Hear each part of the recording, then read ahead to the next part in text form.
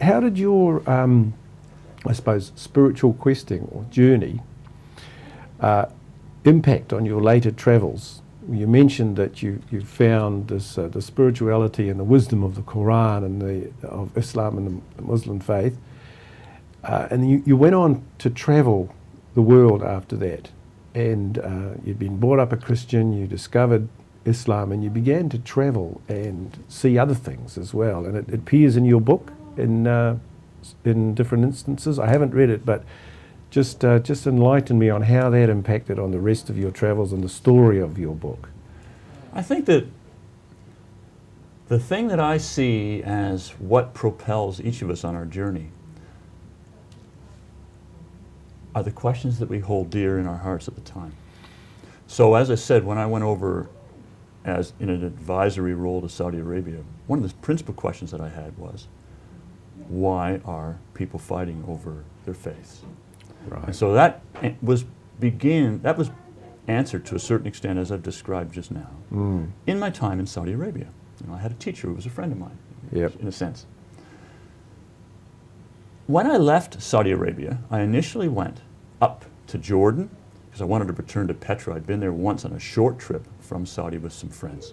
Amazing place in southern Jordan today. And then I went up to Amman, and I crossed into Israel. So that was the beginning of seeing. I went to Akka, where Baha'u'llah was imprisoned. I spent a lot of time in Jerusalem, and I was deeply touched because I followed in the footsteps of Jesus on that fatal final journey of his. Could I just comment that this is also the world centre of the Baha'i faith in Akka in Israel? That's the Universal House of Justice there. So, did you see the gardens and the centre? Not at that time. It's interesting, isn't it? How as knowing you and other friends, I've had an opportunity through your eyes and through your photos to see it, but I didn't have it at the time. At the time, it wasn't in your focus. Steve. Yeah. Well, there you go. Yeah. Well, it's funny how your journey is. As I said, I think it's propelled by the questions you have. And what had happened to me was, when I left, I did this initial trip to Israel.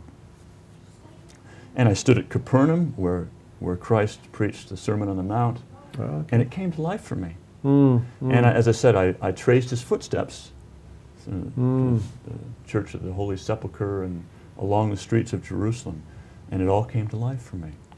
Wonderful. And then I went back to Canada, and I worked for a few months, and I realized I had already intended to take a 6-month leave of absence from my job, and I realized I've got to do this.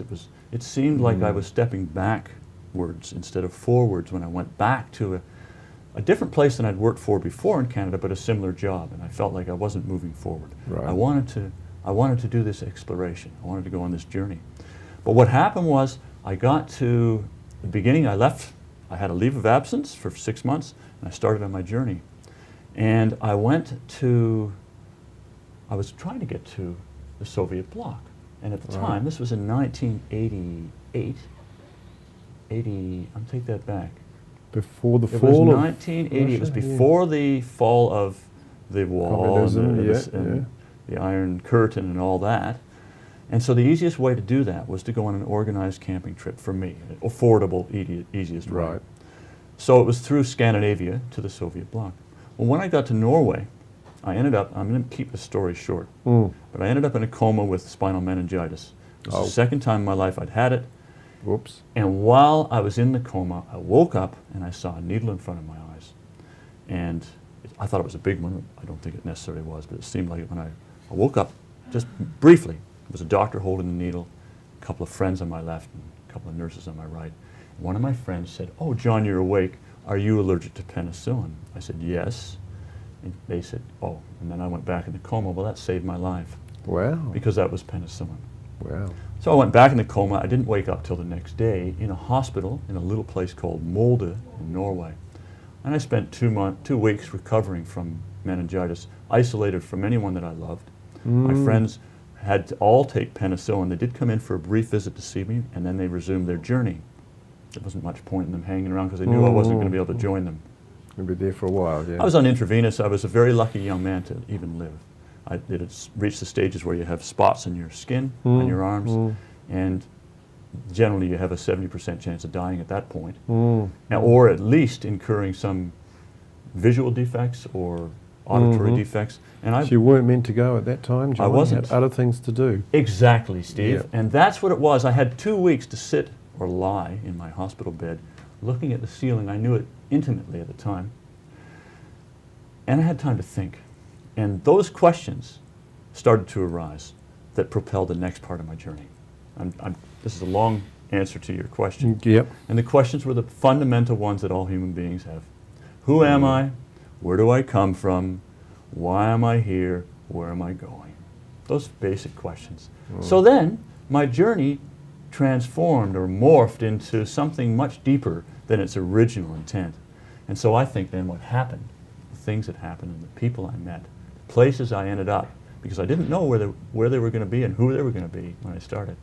I think that all happened because the questions that I had changed. And so then I ended up sitting